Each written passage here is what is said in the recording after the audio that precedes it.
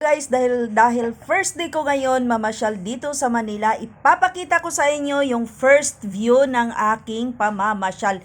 Dito ako namasyal sa Lakeshore, Taguig. So, tingnan nyo kung gaano na siya kaganda ngayon. Dati hindi pa to ganito, guys. So, ayan na, naglalakad muna ako, nagmamasid, pinagmamasdan ko yung ganda ng paligid. Madaming tao. Siya nga pala, guys, ngayon ang last day ng TLC Park dito sa Taguig. So tingnan nyo guys, gaano kaganda na ngayon.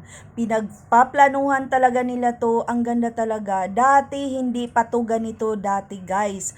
So simula nung mga Cayetano na ang humawak dito sa Taguig, naging maaliwalas na yung Taguig. As in, madaming nag-improve. Kasi ang tagal ko na talaga tumira dito noon-noon pa. Pero ngayon, pagbalik ko guys, ito na ang itsura nila. And then, di ba ang sarap magpa-picture dyan? And then, nag-ikot-ikot pa ako. And then, ang sarap ng hangin guys. Sobra. Ngayon ko lang ngayon ko lang naramdaman na wow, ang ganda pala dito, ang ganda na. Tinitingnan ko pa yung parang dagat kasi dati sobrang diyan, halos basura pa yan. And then pumunta na ako sa kabilang side, nagmamasid, naglalakad.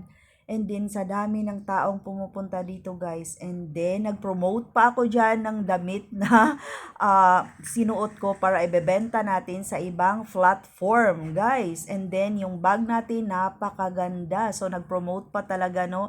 And then after no, naglakad-lakad na ako papunta sa madaming tao. So titingnan natin kung anong mga pagkain na nandoon, kung anong mga display. Kasi ang daming tao, ang gandang pagmasdan. Unlike doon sa bukid na parang ako lang at saka pamilya ko lang nakikita ko. Dito iba-ibang tao yung mga nakikita ko.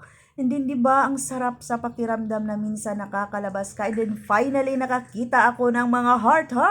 Yung kumukutitap na naman ang mga mata ko, guys. And then, imposible naman hindi ako magpa-picture dyan. Valentine's ngayon, no? Heart. So, hindi naman ibig sabihin na wala tayong ka-Valentine's. Is maging malungkot na tayo. So, kaya pa rin nating sumaya, guys. Empower. So, thank you.